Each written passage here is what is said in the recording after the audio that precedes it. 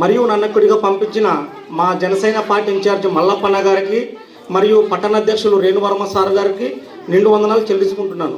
ఎందుకంటే ఈరోజు ఈ పేరెంట్స్ మీటింగ్లో మమ్మల్ని ఇన్వైట్ అక్కడ పోయి మీరు పిల్లలకున్న సమస్యలు వాళ్ళ తల్లిదండ్రులతో మాట్లాడి ఏమైనా సమస్యలు ఉంటే స్కూల్లో కానీ ఏమైనా వసతులు సరిగా లేకుంటే ఒకసారి మీరు వాళ్ళతో హెచ్ఎం వాళ్ళతో మాట్లాడి మీరు ఉన్న సమస్యలన్నీ తీసుకొని వస్తే మనం ఎమ్మెల్యే సార్ దగ్గర పోయేసి వాటి యొక్క స్కూల్కు సంబంధించిన విషయాలన్నీ పరిష్కరిస్తాము. వాళ్ళకు సంబంధించిన ఏమైనా నిధులు కానీ ఏమైనా ఉంటే కూడా పెండింగ్లో ఉంటే అవన్నీ మన ఎమ్మెల్యే సార్ దగ్గర తీసుకుపోయేసి అక్కడ ఉన్నటువంటి స్కూలును అభివృద్ధి విధంగా నడిపే విధంగా చేస్తామని కాసి మాకు మా ఇన్ఛార్జ్ మల్లప్పన్న గారు చెప్పినారు. ఇంకా ముఖ్య ఉద్దేశం ఏమిటంటే ఇక్కడ ఉన్న పిల్లలు బాగా చదువుకొని పెద్దవాళ్ళయ్యి వాళ్ళ తల్లిదండ్రులు కూడా ఈరోజు మా పిల్లలు మా ఇక్కడ స్కూల్లో చదివి ఒక ఉద్యోగస్తులయ్యి మా పిల్లలు కూడా ఇక్కడ ఉన్నటువంటి టీచర్లు సార్లు వాళ్ళ మాదిరిగా ఉంటే మేము కూడా గర్వపడతామని ప్రతి ఒక్క తల్లిదండ్రులు ఆలోచించండి. మీ మాదిరి పొద్దున్నే లేచి చేన్లు పోయి కాసి మా పిల్లలు ఏదో చేన్లో పనులు చేసుకుంటే అనేది వద్దు. మీరు ఎంత కష్టపడినారో మీ పిల్లలను కూడా అంత చదివించి వాళ్ళని ఒక ఉపాధ్యాయులుగా ఒక గురువులుగా దిద్ది ఏదో ఒక జాబు గవర్నమెంట్ ఉద్యోగస్తులను సంపాదించాలి వాళ్ళు. ఈరోజు మీ పిల్లల భవిష్యత్తు మీ చేతిలోనే ఉంది. ప్రతిరోజు మీ పిల్లలు స్కూల్కి పోయినారు, సాయంత్రం వచ్చిన తర్వాత ఒక అర్ధగంట సేపు వాళ్ళకి మీకు స్కూల్లో ఏం జరిగింది, మీ సార్ వాళ్ళు ఏం చెప్పినారు, మీకు హోంవర్క్ ఏమి ఇచ్చినారు అని మీరు పిల్లల పైన ఒక అర్ధగంట శ్రద్ధ పెడితే మీ పిల్లలు కూడా ఈరోజు మనకి గురువులు సారు వీళ్ళ మాదిరి తయారవుతారు. ఎందుకంటే వాళ్ళు కూడా ఈరోజు కానీ వాళ్ళకు టీచర్గా కాలేదు. వాళ్ళ తల్లిదండ్రులు వాళ్ళు అప్పుడు కష్టపడి వాళ్ళు ఒక పూట ఉపాసం ఉండి వాళ్ళ పిల్లల్ని చదివించి ఈరోజు మన పిల్లలకు చదువు చెప్పడానికి వాళ్ళని ఇక్కడ పంపించినారు. వాళ్ళ తల్లిదండ్రులు కూడా మనం రుణపడి ఉండాలి. ఎందుకంటే వాళ్ళేమి చదివిందేమో వాళ్ళకి జాబు రాలేదు, ఏం రాలేదు. మన పిల్లల మాదిరే వాళ్ళు కూడా చదువుకొని వాళ్ళు మంచి భవిష్యత్తు అయ్యి ఈరోజు మా పిల్లలు చదువుకొని ఈరోజు పలానా పర్వతాపురంలోన మా పిల్లలు ఇదే స్కూల్లో చదివిన పిల్లలు ఈరోజు టీచర్ అయినాడు, ఒక కానిస్టేబుల్ అయినాడంటే ఆ తల్లిదండ్రులకు మించిన సంతోషం ఏముండదు. దయచేసి తల్లిదండ్రులు అందరూ గుర్తుపెట్టుకొని మీ పిల్లలను మంచి భవిష్యత్తు మీ చేతిలోనే ఉంది. మీ పిల్లలు ఏ విధంగా చదువుతున్నారు, ఏ విధంగా లేదు అనే విషయం మీద కొంచెం మీరు ఒక గంట సేపు పిల్లలపైన శ్రద్ధ ఉంచితే మీ పిల్లలు కూడా మంచి భవిష్యత్తు ఉంటుందని ఈ సభాముఖంగా మాట్లాడాల్సిందిగా కోరుతున్నాం.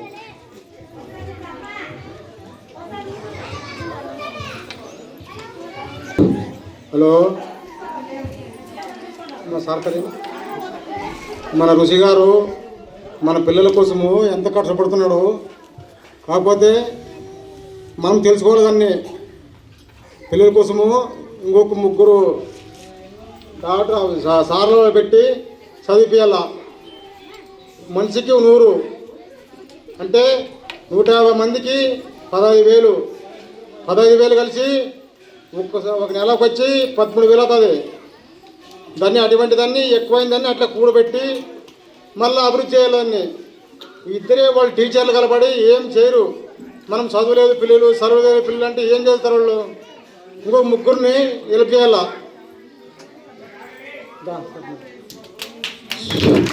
ధన్యవాదాలు.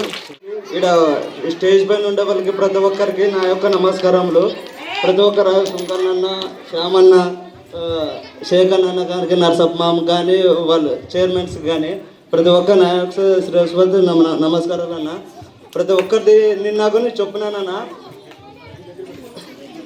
హలో, అందరికి ఇక్కడ పేరెంట్స్ మీటింగ్ ఖచ్చితంగా హాజరైనందుకు చాలా థ్యాంక్స్. ప్రతి ఒక్కరికి అందరికీ నిన్న కూడా చెప్పినాను. ప్రతి ఒక్కరికి అందరికీ సార్ దగ్గరికి ఎమ్మెల్యే ఇంటికి కానీ పోయినాను నిన్న నైట్. సార్ ఇట్లా ప్రోగ్రామ్ ఉంది కదా సార్ అంటే పిల్లలు పంపించినాడు అన్నా కానీ నేను రాలేకపోతున్నాను, వేరే దగ్గర మున్సిపల్ స్కూల్కి పోతున్నాను. ప్రతి ఒక్కరు మీరే ఉండి దగ్గరుండి ప్రతి ఒక్కరి దగ్గర చూపించుకోండి అనుకోసని అన్న చెప్పడం జరిగింది. ప్రతి ఒక్కరికి మా అన్న పార్థసారథన గారికి నా వెనక ఉండి నడిపించినందుకు ప్రతి ఒక్కరికి ఇది మా కో కన్వీనర్ నాగరాజ్ గౌడ్ అన్న గారికి, నా తోబి నాగార్జున అన్న గారికి, రమాకాంత్ అన్నకి నన్ను ఆయనకు ఉండి ముందుకు నడిపిస్తున్న ప్రతి ఒక్కరికి అందరికీ నా యొక్క నమస్కారాలుగా తెలియజేస్తున్నాను. అందరూ కూడా స్కూల్ గురించి, స్కూల్కి సంబంధించిన విషయాల గురించి, ఎందుకంటే ఈసారి ఇంత మీటింగ్ జరిగి ఇంత బాగా సమావేశం జరిగి పిల్లల గురించి కానీ వారి యొక్క చదువు గురించి కానీ అందరూ ఊరిలో ఉండే వాళ్ళు మొత్తం తెలుసుకునేలా చేసేది ఈ మీటింగ్. ఈ మీటింగ్ యొక్క ప్రధాన ఉద్దేశం ఏంటంటే తల్లిదండ్రులను బడిలో మమేకం చేయడం, దాంతోపాటు మీ పిల్లలు ఎలా చదువుతున్నారు, వారి యొక్క ఇబ్బందులు ఏంటి, వారి యొక్క పడుతుంటే ఎలాంటి ఇబ్బందులు పడుతున్నారు, వాతావరణం ఎట్లుంది స్కూల్లో, వాటి మొత్తం మీరు మాతో చర్చించడానికి ఈ వేదిక గవర్నమెంట్ ఏర్పాటు చేయడం జరిగింది. ఇక్కడే కాదండి, రాష్ట్రంలో ప్రతి ఒక్క పాఠశాలలో ప్రతి మారుమూల గ్రామంలో ఈ ప్రోగ్రాం జరుగుతూ ఉంది. సీఎం చంద్రబాబు నాయుడు గారు, డిప్యూటీ సీఎం పవన్ కళ్యాణ్ గారు, అలాగే మన ఎడ్యుకేషన్ మినిస్టర్ లోకేష్ గారు అందరూ కూడా ప్రతి ఒక్క నాయకుడు, ప్రతి ఒక్క అధికారి ఈ మీటింగ్లో పాల్గొంటున్నారు. అంటే ఈ మీటింగ్ యొక్క ఉద్దేశం ఎంత ఉందంటే చాలా గొప్పది. ఎప్పుడన్నా ఇలాంటి మీటింగ్లు మీరు చూసారా? ఎప్పుడు చూడలే. ఈసారి మాత్రం గవర్నమెంట్ వెళ్ళండి స్కూల్కు, అక్కడ ఏం జరుగుతుందో మీకు తెలుస్తుంది, మీ పిల్లవాడు ఎలా చదువుతున్నాడు, ఎక్కడ ఇబ్బంది పడుతున్నాడు, మీ టీచర్లతో కనుక్కోండి, మీ ఇంట్లో ఏమన్నా ఆ పిల్లవాడు ఎలాంటి ఇబ్బంది పడుతున్నాడో వాళ్ళకి చెప్పండి అని గవర్నమెంట్ ఏర్పాటు చేసిన ఈ కార్యక్రమం చాలా గొప్పది. అందులో మీరు కూడా వచ్చినందుకు పాఠశాల తరపున అందరికీ థ్యాంక్ యూ సో మచ్. అందరికీ చెప్పాల్సిన విషయం ఏంటంటే గవర్నమెంట్ మనకు ఒక కార్డు రిలీజ్ చేసింది. దీన్ని హోలిస్టిక్ ప్రోగ్రెస్ కార్డు అంటాం. హోలిస్టిక్ ప్రోగ్రెస్ కార్డు విద్యార్థి యొక్క సమగ్ర నివేదిక అంటాం. ఇందులో ఏమేమి ఉంటాయంటే మీ పిల్లవాని యొక్క పేరు, తల్లిదండ్రుల పేరు, Aadhaar card number, APAAR ID number, వాటితో పాటు పిల్లవాడు ప్రతి నెలలో స్కూల్కు ఎన్ని రోజులు వచ్చినాడు, మీ పిల్లవాడు ఎగ్జామ్ రాసి ఉంటే ఎన్ని మార్కులు వచ్చినాయి, మీ పిల్లవాడి యొక్క ఎత్తు ఎంత, మీ పిల్లవాని యొక్క బరువు ఎంత, మీ పిల్లవాని యొక్క బ్లడ్ గ్రూప్ ఏంది, అసలు మీకే తెలియదు మీకు బ్లడ్ గ్రూప్ ఏందో అడుగుతుంది ఇప్పటికి కూడా. అవునా? పిల్లలకు కూడా బ్లడ్ గ్రూప్ ఏంది, వాడికి ఏమన్నా సమస్య ఉందా, ఆటలు ఎలా ఆడుతున్నాడు, మిగతా పిల్లలతో కలుస్తున్నాడా లేదా, ఒంటరిగా ఏమన్నా ఉంటున్నాడా, ఆ పిల్లవాడి యొక్క సమస్య ఏంది, వాటికి సంబంధించిన సమగ్ర నివేదిక ఈ బుక్లో తయారు చేయడం జరుగుతుంది. ఒక అకాడమిక్ ఇయర్ అంటే జూన్లో బడి స్టార్ట్ అయ్యి ఏప్రిల్లో బడి ముగిసేంత వరకు మీ పిల్లవాడు పాఠశాలకు ఉదయం 9 గంటలకు వస్తే 3:30కి ఇంటికి వెళ్తాడు. ఆ సమయంలో జరిగిన విషయాలు మొత్తం ఆ సంవత్సరం మొత్తం ఈ నివేదికలో ఉంటుంది. ఇది గవర్నమెంట్ ఇంట్రడ్యూస్ చేసిన కార్డు. ప్రైవేట్ స్కూళ్ళలో కూడా ఉండదు ఇంత మంచి కార్డు. ఒకటే కార్డు కాదు, ఎందుకు చూడండి, 2-3 పేజీలు. ఈ అట్ట కూడా తెలుసా ఎంత క్వాలిటీ తెలుసా? వీటిపైన నార్మల్ పెన్నుతో రాస్తే పడదు, ఇది సపరేట్ మార్కర్తో రాయాలి దీంట్లో. అంటే పిల్లల కోసం గవర్నమెంట్ ఎంత శ్రద్ధ తీసుకుంటుందో ఒక్కసారి ఆలోచించండి. మన పిల్లల కోసం మనం కాకుండా గవర్నమెంటే ఇంత శ్రద్ధ తీసుకుంటా ఉందంటే మనం ఎంత తీసుకోవాలి?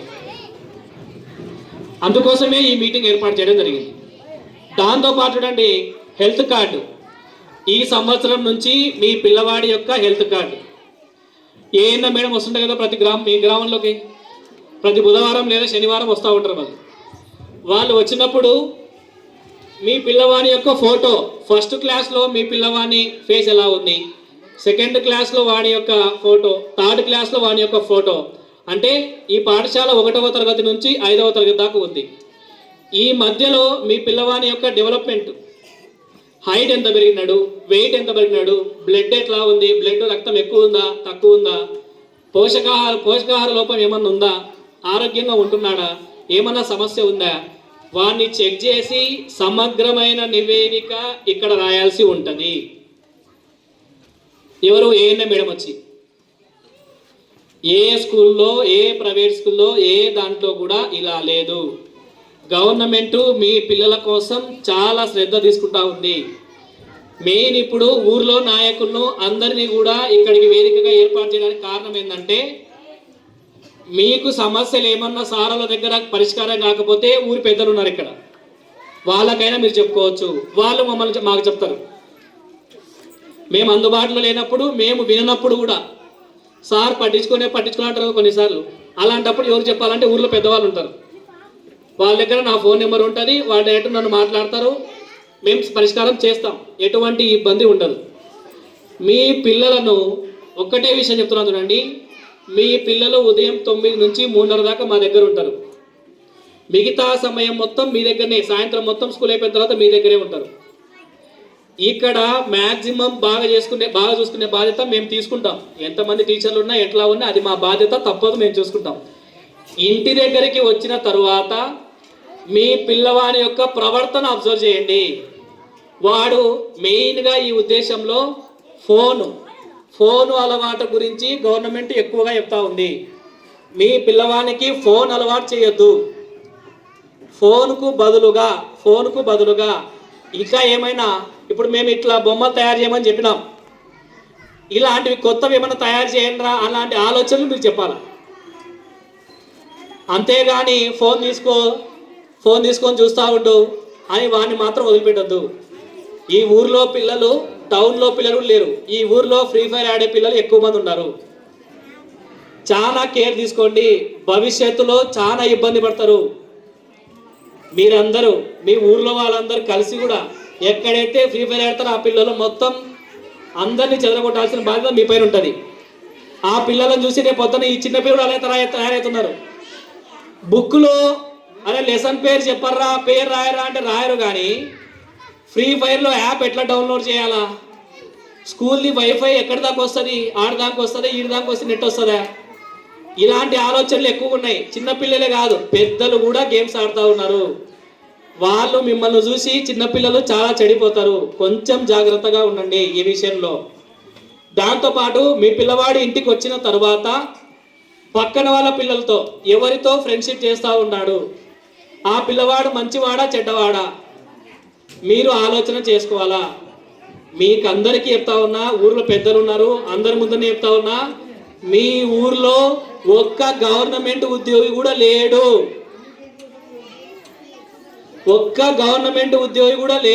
ఒక్కసారి ఆలోచించుకోండి, ఎందుకు లేడు? ఎవరైనా ఆలోచించినారా? ఎప్పుడు పనికి వాడిని పని. అసలు పిల్లల్ని పుట్టించుకొని బడికి పంపించేది, మీరు కష్టపడి సంపాదించేది ఎవరి కోసం? మీ పిల్లోని కోసమే కదా. మీ పిల్లోడు కూడా మీలాగనే బర్రెలకు గొర్రెలకు పొలానికి పోతా ఉండాలనా? వాడు ఇట్లా మా లెక్క పొజిషన్లో ఉండాలని మీకు ఉండదా? ఉండదా?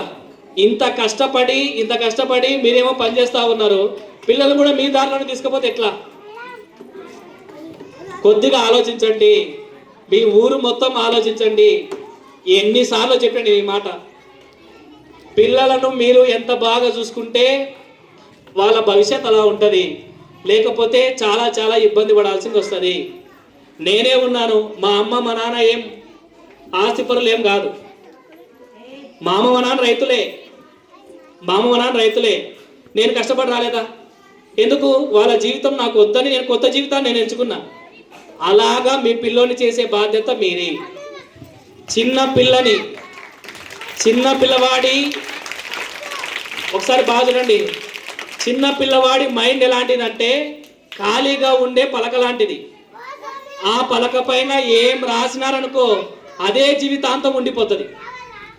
ఈ విషయం జాగ్రత్త. ఆ పలక పైన మీరు మంచి రాస్తే వాడి జీవితంలో మంచిగానే బాగుపడతాడు. ఆ పలక పైన మీ ఊర్లో తాగే వాళ్ళను చూసినా, మీ ఊర్లో తిరిగే అలవాట్లు, భార్యాభర్తలు కొట్లాడుకునే విధానాలు, అవెల్లా వాడి మైండ్లో ఉన్నాయనుకోండి, వాడు పెద్దగా అయిన తర్వాత ఏమవుతాడు? వాడు కూడా అలాంటి ఆలోచనలే వస్తాయి. చిన్న పిల్లల మైండ్ ప్రశాంతంగా ఉంటుంది. వాళ్ళు ఏం చెప్తే అవి నేర్చుకుంటారు. మంచి చెప్తే మంచి అలవాటు చేసుకుంటారు, చెడు చెప్తే చెడు అలవాటు చేసుకుంటారు.